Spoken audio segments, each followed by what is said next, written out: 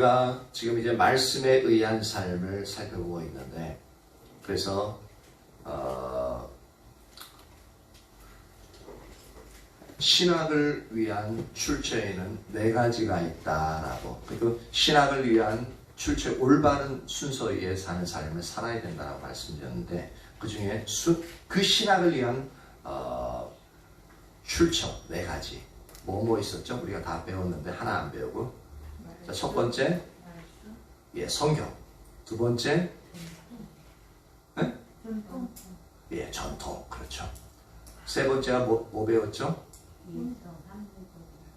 이성, 합리적인 사고. 그리고 오늘 배울 건데 네 번째가 뭐죠? 체험, 경험. 맞습니다. 그런데 이 신학을 위한 네 가지 출처가 순서가 올바라야 돼요. 올바르지 않으면 어떻게 된다 그랬죠? 반드시 나쁜 결과를 맞이하게 되어집니다. 그래서 우리가 말씀과 전통의 관계, 또한 말씀과 이성의 관계까지 살펴보고, 오늘은 마지막으로 들어오는데 말씀과 경험과의 관계를 이제 또한 살펴보려고 합니다. 그래서 신학을 위한 마지막 출처가 바로 개인적인 경험인데요. 오늘날은 이 계몽주의의 영향으로 이 합리적인 사고가 중요시 되어지는 반면에 개인의 감정이나 체험 등을 이렇게 등한시하는 이런 경향들이 있습니다. 이 계몽주의라는 것은 뭐냐면 18세기에 이제 일어난 철학 사상인데, 그 전에 계몽주의 반대적으로 일어난 건데, 그 전에까지 뭐 어떤 상황이냐면, 이제 18세기 이제 로마 카톨릭 교회가 이제 유럽을 꽉 잡고 있었어요. 그러다 보니까 있으면서 올바르게 하나님의 증거되어지고 신앙생활 하면서 아무 상관이 없는데, 이게 이 구교가 타락하다 보니까 어느 정도까지 갔었냐면, 베드로 성당을 짓기 위해서, 여러분 이제 세계에서 배웠던 기억이 날지 모르겠습니다. 베드로 성당을 짓는데 돈이 부족한 거예요. 그러다 보니까 주교들이 뭐라고 얘기하냐면은 면죄부를 판다는 거예요. 면죄부를 파는데, 그 면죄부를 어떻게 파냐면은 헌금 큰 거 하나 갖다 놓고 거기에다가 동전을 딸그랑 떨어뜨리는 거예요. 그래서 많이 딸그랑 소리가 나면 날수록 자기가, 그러니까 소중한 가족들이 있잖아요, 생전에. 그 가족들이 혹여나 안 믿고 죽었을 수도 있잖아요, 그렇죠? 그리고 이제 또 이제 캐톨릭은 이제 그 주장한 것 중에 하나가 연옥이 있고 이제 해가지고 등급별로 해가지고 시간 지나면 이렇게 다 올라갈 수 있는. 근데 실제로는 성경에 그런 거 없습니다. 한번 이 지상에서 구원받은 지옥이냐 천국이냐 딱 결정되면 그걸로 끝납니다. 근데 이 연옥에 가 있고 지옥에 가 있는 사람들이, 여기 자손들이 헌금을 이렇게 좀 많이 하고 땡그랑 소리가 많을수록 거기 한 단계씩 천국 쪽으로 옮겨가는 거예요. 그래서 면죄부를 팔았다라고 얘기를 합니다. 근데 그게 말이 안 되는 겁니다. 근데 그것을 백성들은 또 믿어요. 아니, 그럴 것 같으면 죽기 전에 헌금 많이 해가지고 그러면은 면죄부터 살 필요가 뭐 있겠습니까? 합리적으로 한번 생각해 보자고요. 죽기 전에 돈 헌금 많이 하면은 일단 죽을 때 안 떨어질 거 아니에요. 그게 맞다면, 그쵸? 하나님도 돈 좋아하시는 하나님이 돈 좋아하시는 게 아니라 그 당시에 타락한 종교 지도자들이 돈을 좋아했던 거죠. 어쨌든 그렇게까지 타락하고 종교적으로 너무너무 타락한 모습들이 나오니까, 그리고 그 당시에 봉건주의죠. 즉 이게 지방 토호, 그러니까 성주가 이제 막 이제 백성들을 다스리고 이제 그래서 막 이제 착취하는 그런 것들이 많다 보니까 이제 그것을 이제 이래서는 안 되겠다. 그래서 반기를 들고 나온 거예요. 그러면서 합리적인 이성을 가지고 종교도 다시 재편하고, 또 근본적인 사고방식에서 벗어나려고 개인의 이성을 존중하고 개인의 자유를 주장하고 그리고 사회 비판적인 현상들이 일어나게끔 되어집니다. 그게 이제 계몽주의라는 그런 부분에서 일어나는데 그래서 합리적인 사고가 중요시되는 반면에 그런 어떤 개인적인 경험이나 감정 등이 등한시되어지는 그런 현상들이 일어났습니다. 그래서 이것이 계몽주의 특히 사회 비판적입니다. 반대로 일어났기 때문에. 그래서 일부에서는 그 체험을 터부시함까지 가는, 즉 터부시라는 건 뭐냐면 이 체험 자체를 꺼리거나 금기시합니다. 그런데 경험은 혹은 체험은 우리의 신앙에 있어서 매우 중요한 요소 중에 하나입니다. 체험은 우리 신앙에 있어서 매우 중요한 요소 중에 하나입니다. 그래서 어떤 사람들은 잘못된 생각을 가지고 있는 사람은 어떤 생각을 하냐면 우리가 어떤 신비한 체험을 나눌 때요. 그럼 어떤 분들은 이렇게 얘기합니다. 그거 신비주의인데? 딱 얘기합니다. 근데 그건 옳지 않은 부분이죠. 잘못 알고 있는 겁니다. 우리가 믿는 하나님 있잖아요. 그 하나님은요, 초월적인 분이에요. 즉, 이제 우리가 가늠할 수 없는 분이에요. 우리 현재 이 상황에서 벗어난 놀라운 영적인 세계를 주관하시는 분이에요. 초월적인 존재이기 때문에 그분을 믿으면요, 믿는 우리의 신앙에는요, 그 초월적인 분을 경험하는 일들이 일어나기 때문에 우리의 신앙에는요, 신비적인 요소가 항상 드러나게끔 되어져 있습니다. 그것을 항상 경험하게끔 되어져 있습니다. 그 경험함이 없는 게 이상한 거예요.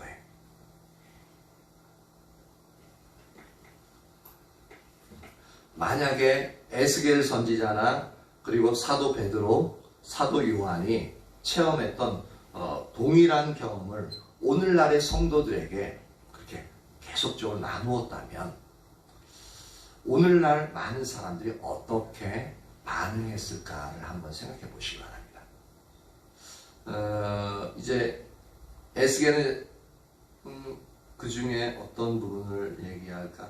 요한계시록 한번 볼까요? 요한계시록 1장 9절에서 20절 한번 봅니다. 요한계시록 1장 9절에서 20절. 에스겔서 1장도 있고 사도행전 10장 베드로의 경험도 있고 그런데 사도 요한이 경험했던 이제 신비한 체험을 한번 우리가 살펴보려고 합니다. 요한계시록 1장 9절에서 20절. 1장 9절에서 20절.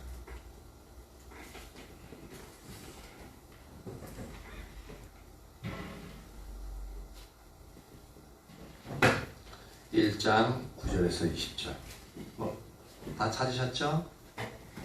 예, 다 같이가 아니라 이제 교독하도록 하는데 제가 먼저 읽도록 하겠습니다. 나 요한은 너희 형제요 예수의 환난과 나라와 참음에 동참하는 자라. 하나님의 말씀과 예수를 증언하였으므로 말미암아 반모라 하는 섬에 있었더니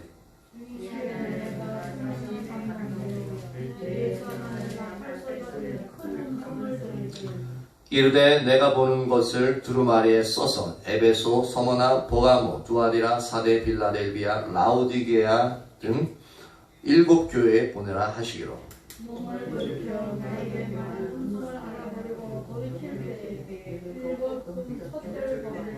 촛대 사이에 인자 같은 이가 발에 끌리는 옷을 입고 가슴에 금띠를 띠고 그의 머리와 털의 길이가 흰 양털 같고 눈 같으며 그의 눈은 불꽃 같고 그의 발은 풀무불에 단련한 빛난 주석 같고 그의 음성은 많은 물소리 같으며 그의 우선전에 율곡들이 있고 그의 입에서 자외의 날성이 나고 그 얼굴은 해가 빛에 비치는 것 같더라.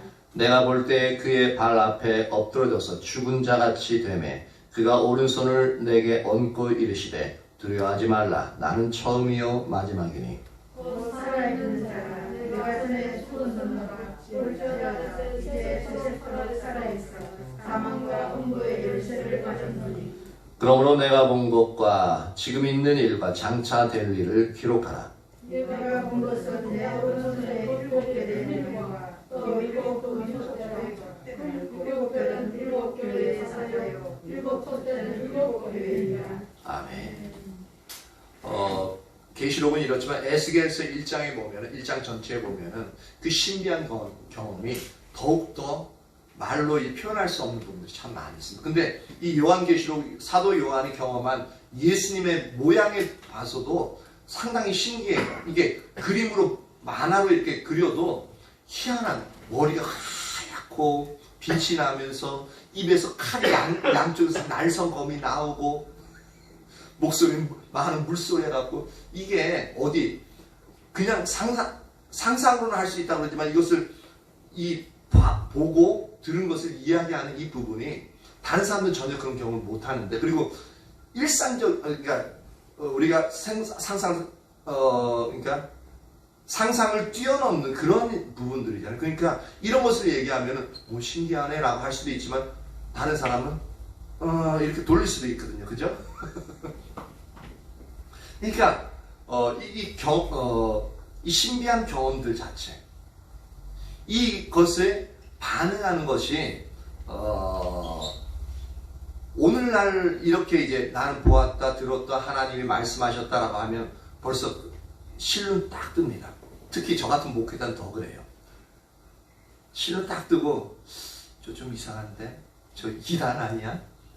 그러면서 뭐 보고 들었다 그러면 무조건 실눈부터 떠요.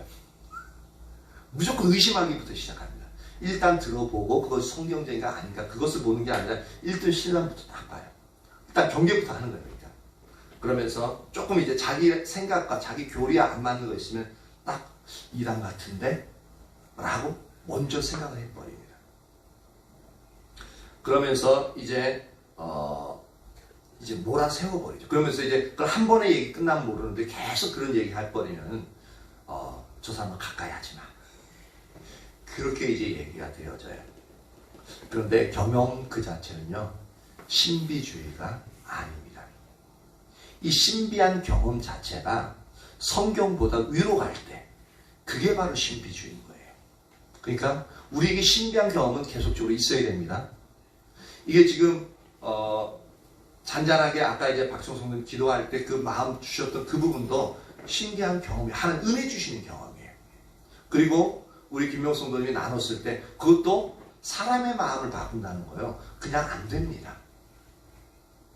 그것은 하나님이 그 영역들을 바꿔 가시는 것들이에요. 물론 특별한 어떤 이제 상황이 있어가지고 그 상황 때문에 사람들이 감동 먹고 이제 그렇게 바뀔 수는 있어요.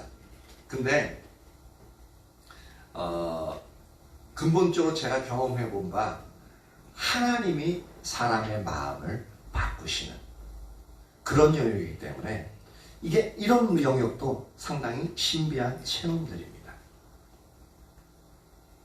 그래서 우리 기독교는요, 신비한 체험들이 아주 풍성한 종교 중에 하나가 되어집니다. 그럼 첫 번째로 체험의 중요성에 대해서 우리가 살펴보려고 합니다. 우리 신앙에서 체험이 얼마나 중요한 것인가의 단적인 예는 바로 하나님을 아는 것만을 살펴보아도 우리가 쉽게 알 수 있는데요. 우리가 알듯 신앙에서 가장 중요한 요소는 바로 하나님을 아는 것입니다. 하나님을 아는 것은 우리의 구원 등 아주 우리 신앙에서 모든 면에서 필수적인 요소죠. 그래서 우리가 하나님을 아는 지식 가운데 있을 때에는 거기에는 하나님의 생명이요 넘치게 되어져 있습니다. 근데 그와 반대로 우리에게 하나님을 아는 지식이 없으면 어떤 일이 일어나냐면 하나님으로부터 심판이 있게 되어집니다. 이게 상당히 무서운 말입니다. 보십시오. 하나님을 아는 체험적인 요소예요. 그죠? 하나님을 아는 지식이 있으면 우리에게 하나님의 생명이 넘치게 되어지지만 우리에게 있어서 하나님을 아는 지식이 없으면 하나님의 심판이 임하게 되어진다고요. 이게 되게 심각하게 받아들여야 됩니다. 그런데 하나님을 아는 것에 있어서 잘못 생각할 수 있기 때문에 하나님을 아는 것에 있어서 성경적인 의미에 있어서 하나님을 아는 것이 무엇인지 이 뜻을 분명히 아는 것이 필요합니다. 그래서 이것은 우리가 여러 번 했기 때문에 잘 알 수 있는, 다시 한번 여러분들의 머릿속에 이런 부분을 갖다가 딱 이렇게 정립시켜 놓으시기 바랍니다. 그래서 첫 번째 중에 첫 번째, 소제목 첫 번째는 뭐냐면 하나님에 관해서 아는 것과 하나님을 아는 것의 그 차이에 대해서, 그 관계에 대해서 한번 살펴보려고 합니다. 하나님에 관해서 아는 것은요, 하나님에 관해서 이론적으로 아는 것입니다. 즉 다시 말해서 신학적인 지식이라는 거예요. 그런데 하나님을 아는 지식은 뭐냐면, 하나님을 아는 것은 인격체이신 하나님을 바로 우리 개인적으로 아는 것을 말하고 있습니다. 즉 개인적으로 경험적으로 아는 것을 말하고 있습니다. 하나님에 관해서 아는 것은 자서전적인 지식. 그러니까 자서전이 있으면은 그 자서전을 읽으면은 그 지음에 대해서 우리가 상세하게 알 수 있잖아요. 근데 하나님에 관해서 아는 것은 바로 자서전적인 지식에 불과합니다. 그런데 하나님을 아는 것은 어떤 거냐면 그 자서전의 저자와 어떻게 해요? 교제를 나누는 것입니다. 즉 우리가 성경을 읽으면 하나님에 관해서 알 수 있죠. 그렇죠? 그게 바로 성경은 하나님이 쓰셨잖아요. 그렇죠? 사람을 통해서. 그러니까 자서전적인 지식인 거예요. 그러니까 하나님에 관해서 알 수 있어요. 근데 이 하나님을 아는 것은 무엇을 있냐면 그 저자, 그 하나님, 그 성령님과 직접 우리가 1대1로 교제를 나누는 것. 그게 바로 하나님을 아는 것입니다. 그리고 하나님에 관해서 아는 것은 교육과 공부를 통해서 우리가 습득할 수 있습니다. 그런데 하나님을 아는 것은 뭐냐면 오직 성령의 교명을 통해서만 알 수 있습니다. 그러니까 교제가 필수가 되는 거죠. 그 교제를 통해서 성령님이 비추어 주실 때 우리가 하나님을 경험적으로, 체험적으로 알게끔 되어지는 거죠. 그리고 하나님에 관해서 아는 것은 뭐냐면 우리가 아는 신앙의 본질을 위한 수단이 되어집니다. 그러니까 중요하지만 이건 하나의 수단입니다. 그러니까 이게 신앙의 본질 자체가 아니라는 겁니다. 그런데 하나님을 아는 것, 즉 우리의 하나님과 친밀한 교제를 통해서 하나님을 알아가는 것, 이거는 신앙의 본질 그 자체입니다. 그러니까 얼마나 중요한지 우리가 알 수 있는 거죠. 마지막으로 하나님에 관해서 아는 것은 우리의 삶에 있어서 근본적인 변화를 주지 못합니다. 외형적인 모양은요, 변화를 줄 수 있어요. 그래서 우리가 교회 오면은 제가 오늘 딱 이제 정작 갖춰 입었죠. 그쵸? 이렇게 변화를, 외형적인 모습은 변화를 줄 수 있지만 그 중심에 있으면 절대로 변화를 주지 못합니다. 근데 우리가 그것을 착각해요. 아우, 말씨도 좀 착한 말씨 쓰고 종교적인 옷도 쓰고 그러니까 아우, 예수 믿고 많이 변했네. 그런데 그건 겉모습이 변한 거예요. 그런데 하나님을 우리의 하나님과의 친밀한 교제를 통해서 하나님을 알아가는, 하나님을 아는 지식은요, 우리 중심에서부터 바뀌어요. 우리의 삶의 근본부터 바뀌어져요. 근데 우리가 하나님을, 예수님을 믿고 나서 우리의 중심에서부터 변하지 않는다. 그럼 우리가 다시 생각해 봐야 돼요. 진짜 내가 하나님 믿지 않거나 아니면 내가 여전히 그냥 깐난하게 산다. 태어났긴 태어났는데 더 이상 자라나지 않는, 자라나지 않고 이렇게 말라가고 그냥 숨이 깔딱깔딱 하는 그런 영적인 상태에 머물러 있는 경우가 있을 수 있다는 겁니다. 우리는 반드시 하나님과의 관계가 올바르면 반드시 변화가 일어납니다. 이게 바로 하나님에 관해서 아는 것과 하나님을 아는 것의 아주 근본적인 차이점입니다. 근데 성경에서는 이 하나님을 안다라고 할 때 항상 이 영역, 지금 개인적이고 이제 체험적인 그 하나님을 아는 것을 의미하고 있습니다.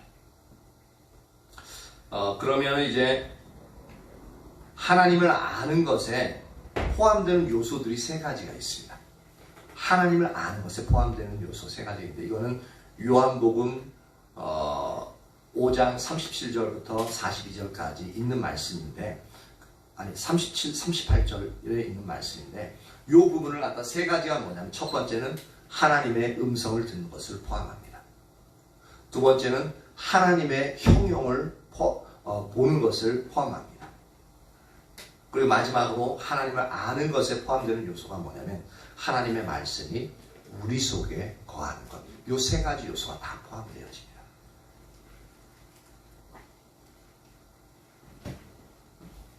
그래서 하나님을 안다고 했을 때 이 세 가지 요소가 우리에게 다 있어야 된다는 얘기입니다. 만약에 하나님의 음성은 들어. 근데 하나님의 형을 보지 못했거나 하나님의 말씀이 우리 속에 거하지 않으면 이거는 지금 하나님의 음성을 듣을 때 뭐냐면 우리의 은사를 통해서만 들을 가능성이 크다는 겁니다. 은사를 통해서만 들으면요, 그것은 진정으로 하나님을 아는 지식, 우리의 중심을 바꿀 수 있는, 우리 근본, 삶의 근본을 바꿀 수 있는 그런 영역까지 안 갑니다. 그리고 하나님의 형용을 본다는 것은 하나님의 영광을 보는 거죠. 하나님의 성품을 우리가 알아가게 되어지는. 그러면 그 형용을 보면 볼수록 고린도후서 3장 18절에 있는 것처럼 우리가 주님의 형상으로 변화가 일어나요. 그러니까 근본적인 변화가 되어지는 거죠. 그리고 하나님의 말씀이 우리 속에 거한다는 건 뭐냐면 우리가 사람의 말을 들을 때도 명심해서 그 말을 잘 듣고 그대로 딱 이제 순종하려고 하는 그런 자세를 가지고 듣는, 경청하는 자세죠. 그렇죠? 마찬가지로 하나님의 말씀을 우리 속에 거한다는 것은 내가 하나님의 말씀을 듣고 순종하기 위해서 그 말씀을 항상 내 마음속에 품고 있는 겁니다. 이게 바로 하나님의 말씀이 우리 속에 거하는 것이에요. 그래서 이 영역들, 이 세 가지의 영역이 되어질 때에 하나님을 안다라고 표현할 수 있다는 것입니다. 그러니까 이 세 가지는 계속적으로 우리가 하나님을 알기 위해서 추구해야 될 영역들입니다.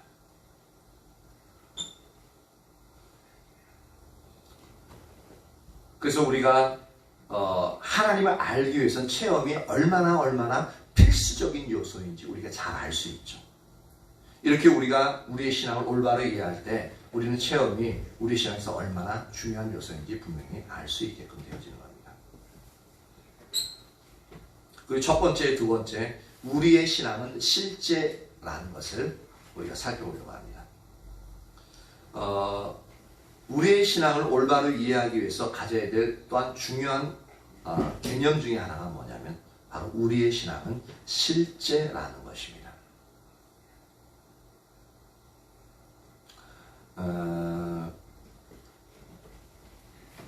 다시 말해서 우리의 신앙은 단순한 이론적인 가르침이나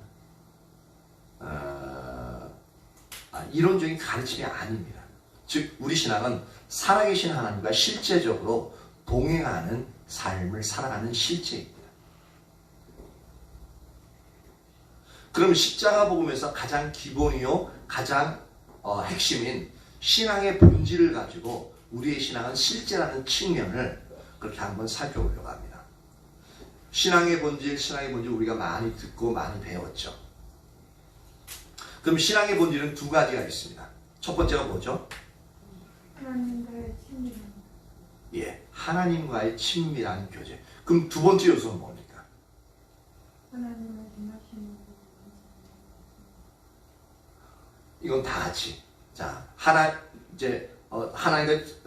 다시요. 신앙의 본질 지금 다 들으셨으니까 이거 똑같이 하십니다. 신앙의 본질에서 첫 번째가 뭐라고요? 시작. 하나님과의 친밀한 교제. 예, 그리고 두 번째는 시작. 하나님의 임하심을 보고 우리의 온 삶으로 삼아하는 것. 예, 요건 잊어버리시면 안 돼요. 그래서 하나님과의 친밀한 교제는 세부적으로 들어가면 하나님을 알고 하나님을 사랑하는 것입니다. 그리고 이 하나님을 알고 사랑할 수 있도록 해주는 그 삶의 방식이 어떤 것이 있냐면 바로 하나님의 얼굴을 매일매일 구하는 삶을 살아야 됩니다. 그러면 이 하나님의 친밀한 교제 가운데 있으면 하나님이 우리에게 임하셔서 하나님의 행하심을 우리에게 보이셔요. 보이시면 우리는 그것을 온 삶으로 동참하는 삶을 살아가야 돼요. 그럼 여기에는 두 가지의 반드시 필요한 요소가 있습니다. 첫 번째 요소는 뭐냐면 전적인 순종이 필요해요. 그리고 두 번째 요소는 바로 온전한 신뢰가 필요합니다. 왜 그럼 전적인 순종이 필요하냐? 전적인 순종은 그냥 어떤 말씀하셔도 내가 그대로 그냥 따라가는 걸 말하고 있습니다. 100% 순종하는 것을 말하고 있어요. 왜 그러냐면 하나님이 우리에게 말씀하실 때는 우리가 좋아하는 것을 말씀하시지 않아요. 하나님이 행하시기 원하시는 하나님 크기의 일들을 말씀하셔요. 감당이 안 되는 것들이에요. 그러니까 순종할 수 없는 상황이 벌어져요. 그런 상황인데, 그래서 하나님 행하심을 보았을 때, 즉 하나님 말씀하실 때 우리가 전적으로 그것이 어떤 것인데 합리적인 사고에 이해가 안 간다 할지라도 그것을 순종하고자 하는 마음을 가지고 나가야 됩니다. 그래서 전적인 순종이 필요해요. 거기에다가 그럼 왜 온전한 신뢰가 필요하냐, 하나님께 대한 신뢰가 필요하냐면은 바로 하나님 크기의 일에 순종하려면은 하나님에 대한 믿음이 절대적으로 필요하기 때문에 그렇습니다. 그래서 전적인 순종과 온전한 신뢰, 이 두 가지는 떨어질래야 떨어질 수 없는, 그래서 우리가 하나님의 행하심을 보고 온 삶으로 동참하기 위해서는 전적인 순종과 온전한 신뢰가 반드시 필요합니다.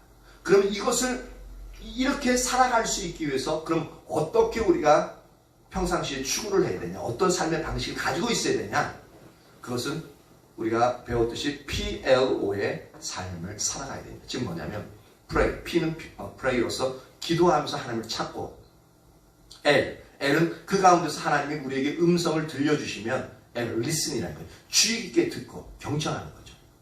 그 다음 O는 obey로서 순종하는 겁니다. 그 말씀에 이제 우리가 순종해 나가는, 요 삶이, PLO의 삶이 우리의 평상시의 삶에서 지속적으로 이루어지고 있어야 됩니다. 그래야 하나님 행하심을 보고 온 삶으로 동참할 수 있게끔 되어집니다. 그리고 이 삶이, PLO의 삶이 지속적으로 되어져야만 우리에게 전적인 순종과 온전한 신뢰가 가능합니다. 자, 여기서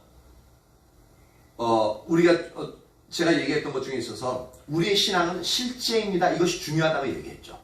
그래서 다시 말해서 우리가 지금 살펴봤듯이 신앙의 본질은 바로 이것입니다 라고 제가 이야기했잖아요. 그래서 이 사실을 아는 것이 하지만 우리의 신앙은 아닙니다. 이 사실을 아는 것은 우리의 신앙 생활에 있어 중요한 요소입니다. 그렇죠? 근데 신앙 그 자체는 아니라고요. 바로 우리가 신앙 자체가, 신앙이라는 말 자체가 뭐냐면 신, 믿을 신, 바라볼, 앙과 랑자입니다. 그래서 우리가 믿는 그분을 앙모하고 바라보는 거예요.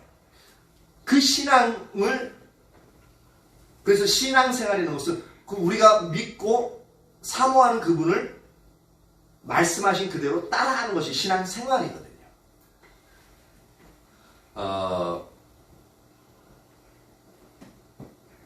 그래서 그분을 따라가는 게 신앙생활인데, 이제 우리가 이 신앙의 본질은 이것입니다라고 아는 것, 요것이 신앙 그 자체는 아니고 이제 우리의 올바른 신앙을 위한 하나의 수단이 되어지는 거죠.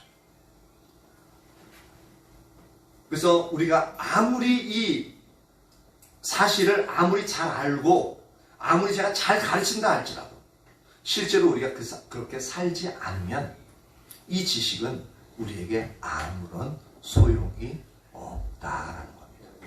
우리가 그렇도록 시간 내서 배우고 하는 이런 부분들이 소용이 없다라는 겁니다. 왜? 우리의 신앙은 실제이기 때문에 그렇습니다. 즉 우리의 신앙과 삶은 떨어지지 않는, 실제적으로 사는 것이기 때문에 그렇습니다.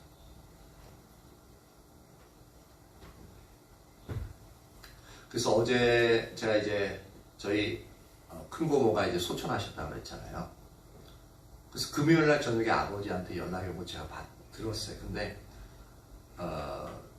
원래대로 하자면 토요일날 이제 내려가야 정상이잖아요. 그렇죠?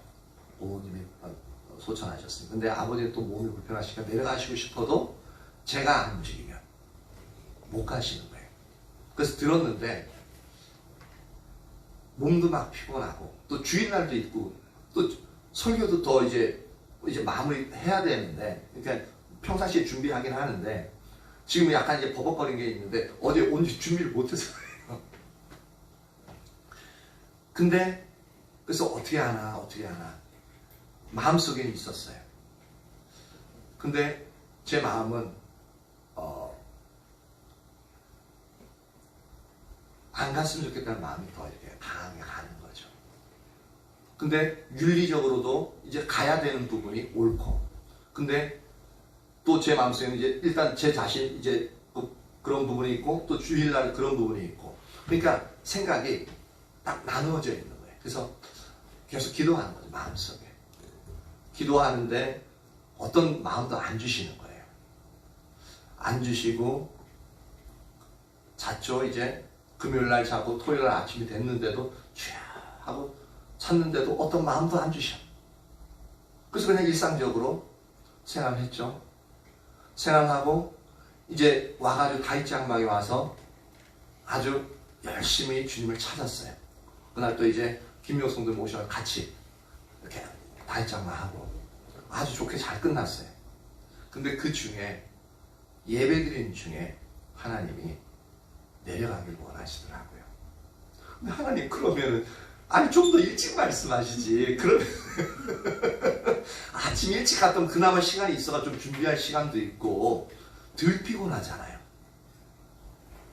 근데 그렇게 해가지고 그냥 그렇게 예배 드리면서 푸념했어요. 일찍 좀 말씀하시지. 근데 어떻게 해요? 말씀하셨는데 무시할 수 없잖아요. 무시하면은 왜냐면 그 싹 흘려버리면은 그 다음부터 그런 얘기를 말씀을 안 하시니까 하나님 말씀을 거부하는 게 되어지잖아요. 그래서 알았어요, 갈게요. 그렇게 하고 일단 예배는 그래서 하나님 은혜 주셔서 예배는 잘 마쳤어요. 마치고 와서 오는 길에 김명성도 이제 집에 모셔가지고 오는 길에 아내한테 얘기했죠.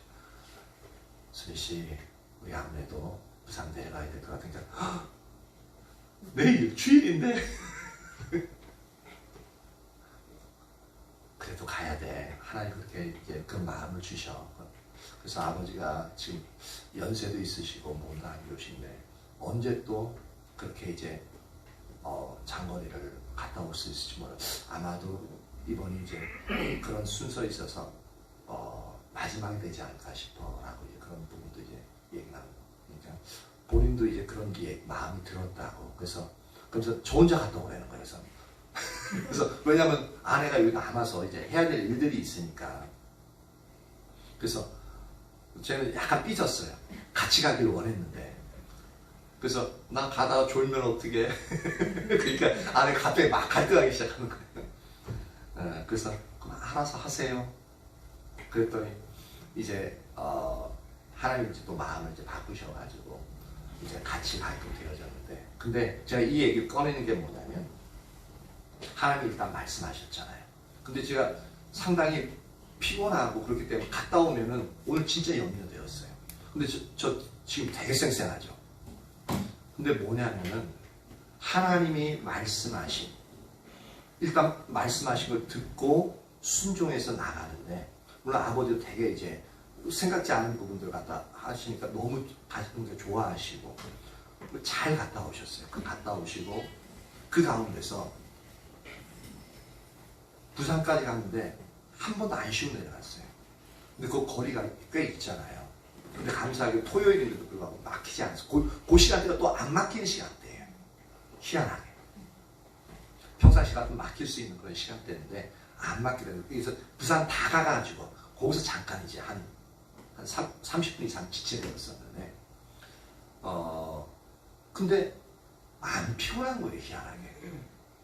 안 피곤하고, 물론 내려갈 때 계속 이제 유튜브를 통해서 이제 집회한 이제 우리 김명성 도님이 소개한 분인데 제시카 윤 목사님 그 설교를 듣는데 맨 처음에 한번 들을 때는 제가 속 터져 죽는 줄 알았어요. 제가 이렇게 하는 방식하고 틀려가지고 말하는 게 이렇게 본론만 얘기하는 게 아니라 제가 있잖아요. 우리 화장실이 어떻고 물이 새고 못 듣겠어요. 하나 얘기하는데 14분 걸려. 그 앞에 얘기하는데. 근데 이제 이렇게 쭉 해나가는데. 근데 그냥 내려가면서 뭐 딴 거 할 부분도 없으니까 우리 들으면서 내려가죠. 근데 들으면서 내려가는데 거의 한 4시간 이상을 이렇게 들으면서 내려가는데 계속 하나님 또 기도도 계속 시키시더라고요. 이렇게 방언기도 하면서 내려가는데, 내려갔다 또 잠깐 이제 가서 올라오는데 희한하게 느끼는 게 안 피곤한 거예요. 힘들긴 한 육체적으로 힘든 부분이 있는데 하나도 안 피곤하고 아내한테도 얘기했더니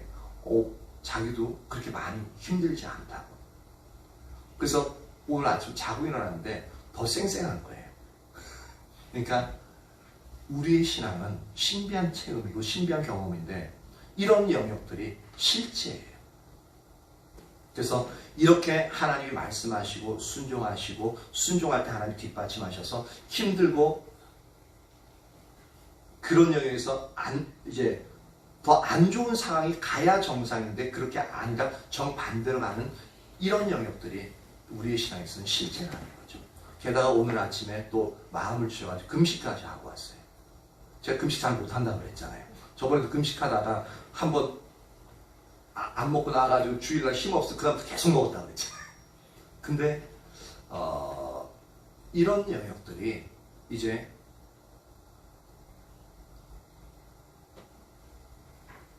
우리의 신앙 자체가 우리 실제 삶에서 실제적으로 말씀 그대로 삶을 살아가는 영역들이다라는 거죠.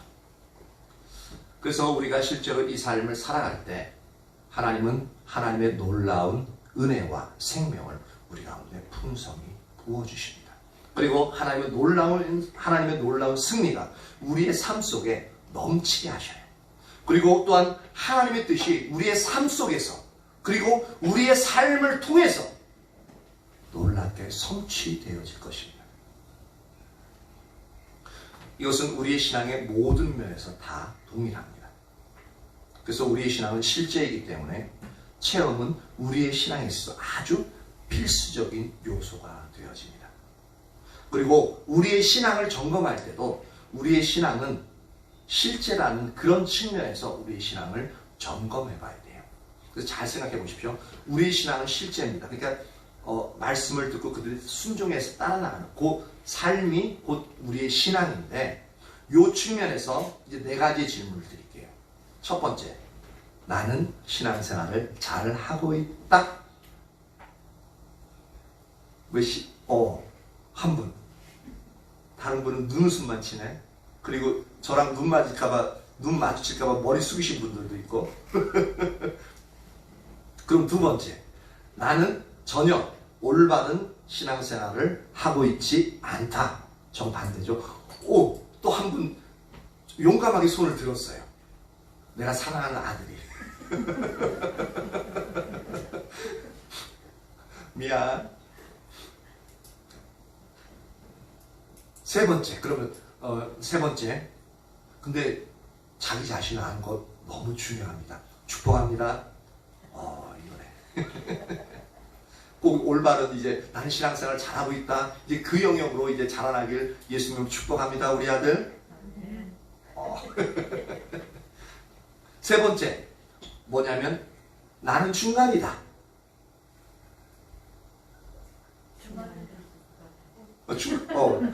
아니 잘하고 있다가 하셨더니 또 중간에 또 들어요. 잘하는 부분도 있고 또 못하는 부분도 있고. 왔다 갔다 한다. 네 번째, 에이 난 도대체 무슨 말인지 모르겠다. 다섯 번째 더 해볼까요? 아까 좀 전에 했던 난 중간이다. 왔다 갔다 한다. 아니 아까 이건 중간에는 세 번째 있죠. 왔다 갔다 한다. 근데 대부분은 이제 왔다 갔다 하죠. 그렇죠? 하나님의 은혜, 그러니까 하나님을 열심히 찾고 은혜가 있을 때는 쫙 가는 것 같은데 그러다 항상 우리 또 넘어지게 되니까 그래서 지속적으로 쭉 가면 좋은데 항상 넘어질 때는 내가 이렇게 가도 되나? 이제 그럴 때가 있고 이제 그런 부분. 근데 그런 이제 항상 이런 이제 이렇게 오르락내리락 하는데 요 폭이 좁을수록 성숙한 사람입니다.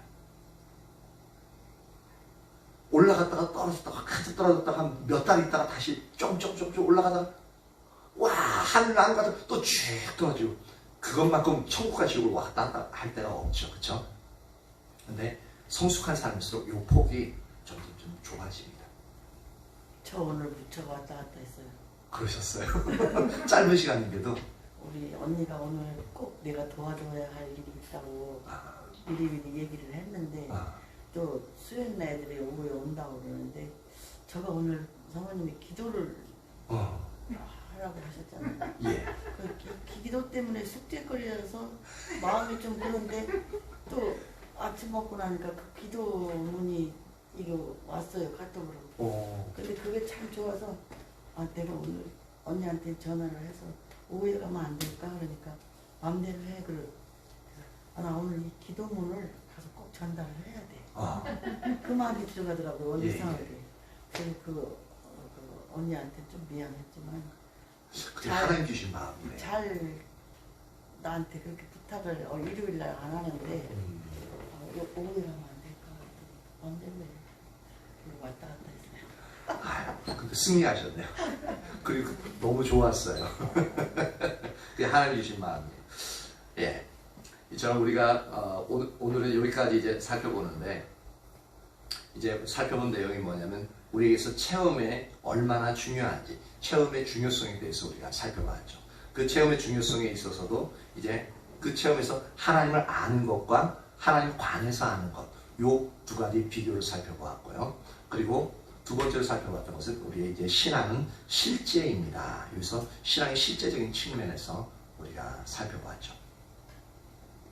그래서 이제 다음에 살펴볼 것은 뭐냐면, 아무리 이 신앙이 실제로 체험이 중요하다 할지라도 이 체험은 항상 성경 아래에 있어야 됨을 우리가 살펴보게 될 겁니다. 그래서 믿음의 선진들 통해서 어떻게 그 일들을 믿음의 선진들이 그들의 놀라운 체험을 가지고 있음에도 불구하고 항상 성경의 기준 가운데 섰는지, 그것을 우리가 살펴보게끔 되어질 겁니다. 저와 여러분 모두는 이제 항상 이 하나님이 주신 마음, 하나님의 말씀에 순종해서 나아갈 때 하나님의 신비한 일들을 경험하게 되어집니다. 저는 아주 사소한 부분들을 이제 말씀드렸지만, 근데 그 영역들도 하나하나 하나님의 말씀 순종해 나갈 때 그 실제적인 삶에서 경험하게 되어지는 하나님의 은혜들이죠. 그래서 뭐 아까 전에도 김명호 성도님이 나누었던 것처럼도 그렇고 박정 성도님이 나누었던 것도 그렇고, 이런 영역에서 하나하나 스쳐 지나갈 수 있는 생각임에도 불구하고, 그리고 힘든 영역임에도 불구하고 순종해 나아가면은 반드시 하나님이 그 삶을 뒷받침하시기 때문에 거기서 신비한 경험을 할 수가 있게끔 되어집니다. 그러면서 우리가 하나님을 알아가게끔 되어지는 거죠. 그래서 우리가 순종하지 아니하면, 듣지 아니하면 절대로 하나님을 알아가지 못하고, 그러면 우리의 신앙은 하나의 이론에 불과하게끔 되어집니다. 그럼 그것은 하나님이 보시기에 신앙생활이 아닙니다. 그냥 우리가 하는 종교생활일 뿐입니다. 무슨 말씀인지 아셨죠? 저와 여러분 모두가 이러한 하나님을 실제적으로 경험하는 놀라운 은혜가 항상 있기를 예수님의 이름으로 축복합니다. 아멘. 예, 반주자 나오세요.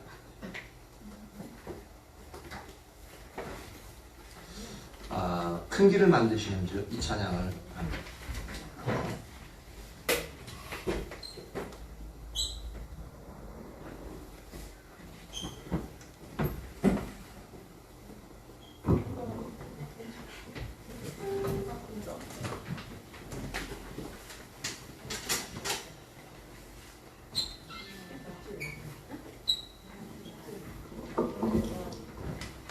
큰 길을 만드시는 주.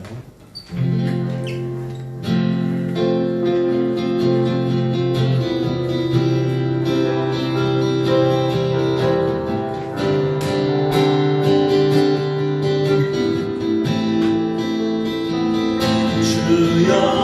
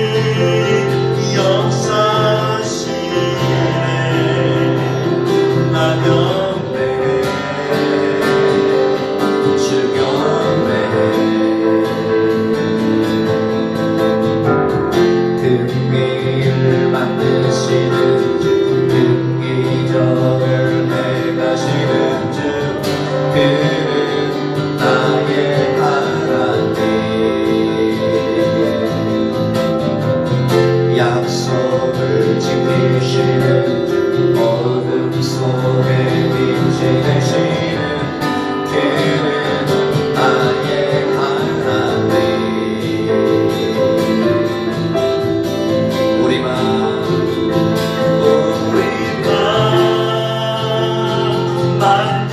만드시는 주 나 곁에 주 곁에 우리 맘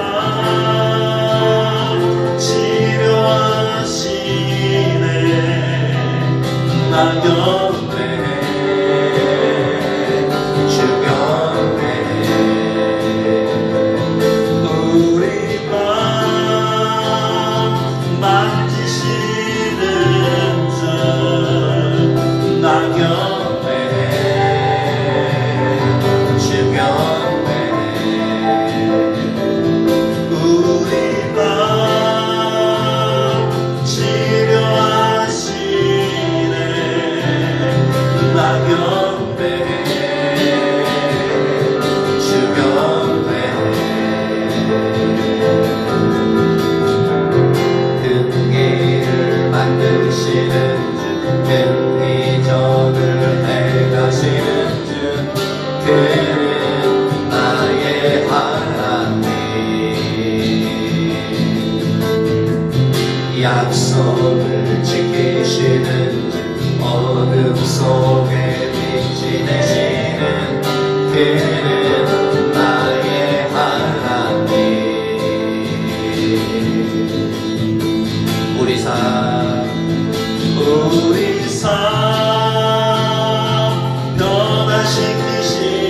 변화시키시네 나 곁에 주 곁에 우리 맘 고치시는 주 나 곁에 주 곁에 우리 삶 변화시키시네 나 곁에 주 곁에 우리 맘 고치시는 주 나 곁에 주 곁에 큰 일을 만드시는 주 큰 이적을 행하시는 주 그는 나의 하나님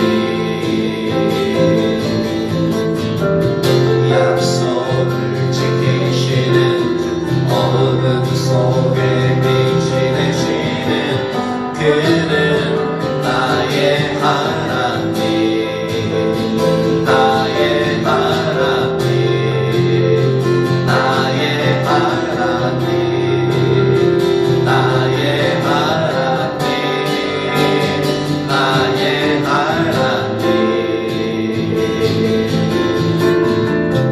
비록 내게 보이지 않아도 비록 내게 느껴지지 않아도 일하시네 주님 주는 결코 멈추지 않네 비록 내게 보이지 않아도 비록 내게 느껴지지 않아도 일하시네 주님 주는 결코 멈추지 않네 비록 내게 보이지 않아도 비록 내게 느껴지지 않아도 일하시네 주님 주는 결코 멈추지 않네 비록 내게 보이지 않아도 비록 내게 느껴지지 않아도 일하시네 주님 주는 결코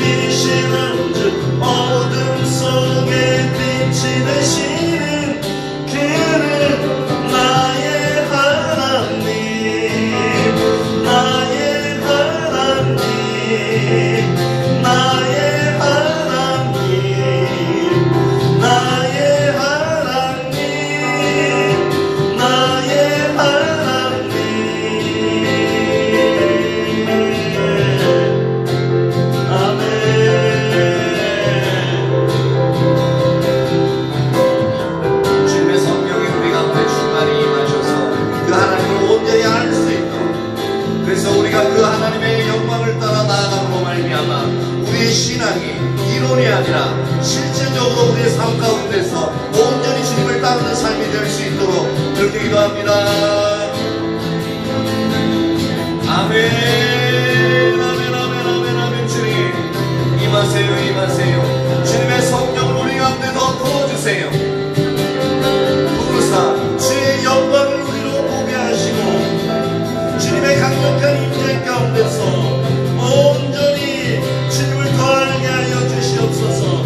하나님 당신이 우리에게 너무나도 필요합니다. 우리의 신앙은 인격체 되신 그 하나님을 실제적으로 만나서 우리가 개인적으로 그 하나님을 경험하는 것이라고 배웠습니다. 하나님 이것이 이론에서 그치는 것이 아니라 이 시간 주님께서 우리에게 임하사 하나님 당신을 우리로 하여금 알려주십시오. 아멘. 주님 더 임하세요. 우리에게 주님 당신이 필요합니다. 임하세요. 주님 당신을 환영합니다. 환영합니다. 주님 임하세요.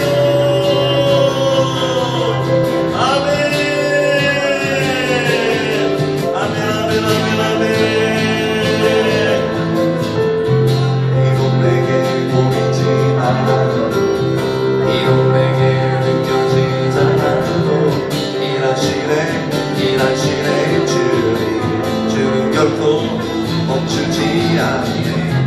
이론 내게 보이지 않아도 이론 내게 느껴지지 않아도 일하시네 일하시네 주님 결코 멈추지 않네.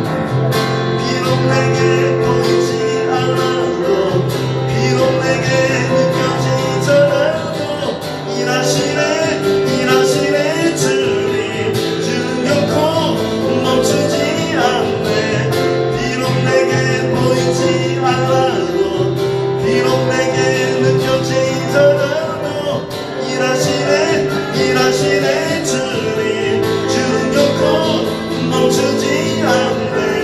큰 길을 만드시는 주 큰 기적을 행하시는 주 그는 나의 하나님.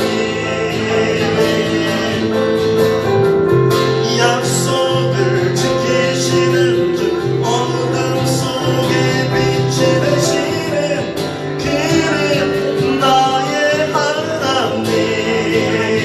나의 하나님. 나의 하나님. 나의 하나님. 나의 하나님.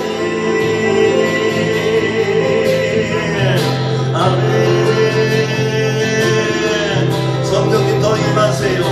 성령님 더 임하세요.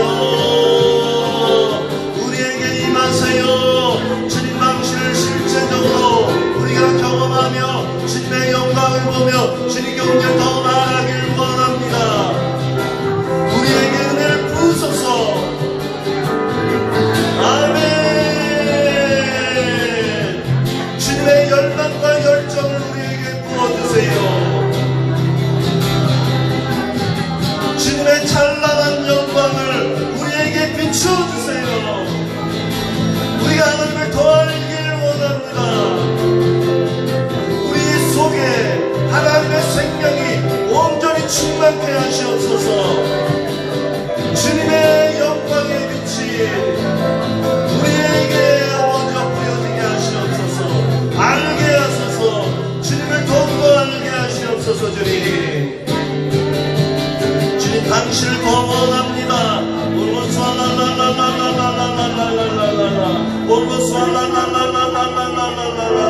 더 임하세요. 임하세요. 임하세요. 임하세요. 주님 임하세요. 주님 당신을 원합니다. 오 주님 우리를 불쌍히 여겨주시옵소서. 지금 이 시간 주님 당신을 만나길 원합니다. 지금 이 시간 주님 당신을 만나길 원합니다. 임하세요 주님. 임하세요 주님.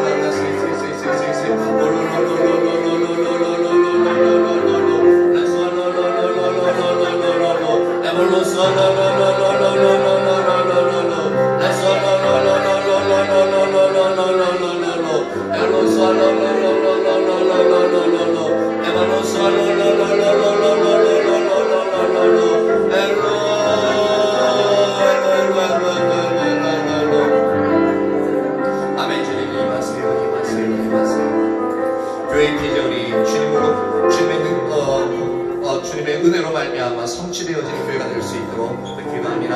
하나님이여 주님께서 우리 교회에 주신 그 비전 하나님이여 하나하나 기억합니다. 하나님이여 이 비전들 주님의 능력이 없이 주님이 함께 하시지 않고서는 주님이 우리 앞서서 아버지 일하시지 않고서는 이 모든 것을 성취할 수 없습니다. 하오니 주님 우리 앞서서 일하시옵소서. 하나님 우리가 그것을 보고 순종하여 따라갈 수 있도록 인도하여 주시옵소서. 하나님 주님께서 임하셔서 주님께서 주님이 아버지 교회를 세우시면서 아버지여 주신 그 비전들을 아버지 성취하시기를 간절히 소망합니다. 하나님의 영상이 회복된 교회요, 하나님의 하나님 다윗의 상방이 회복된 교회요, 하나님 다음 세대를 섬기는 아버지 양육하는 교회요, 열방을 품고 섬기는 그러한 교회요, 정규봉수의 나를 건립하는 교회로서 하나님의 모든 비전들이 주님의 은혜로 말미암아 주님의 능력으로 말미암아 성취되어지기를 원합니다. 임하세요.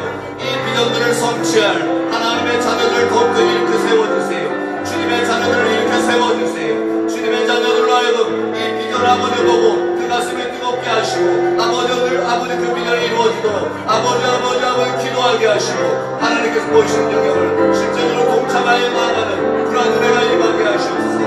또한 이 비전을 보고 함께 동참할 수 있는 많은 분들을 아버지 이곳에 보내어 주시옵소서.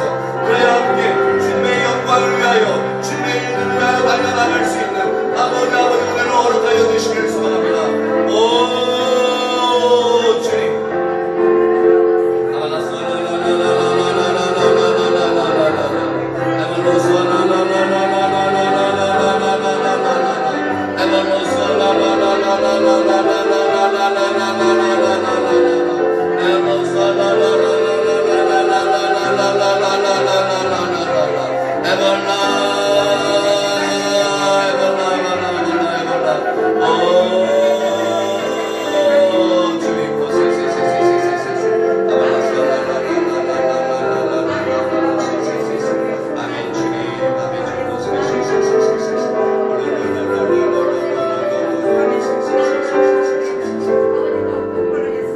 아멘. 주님 한 분 한 분들을 예수님의 이름으로 축복합니다.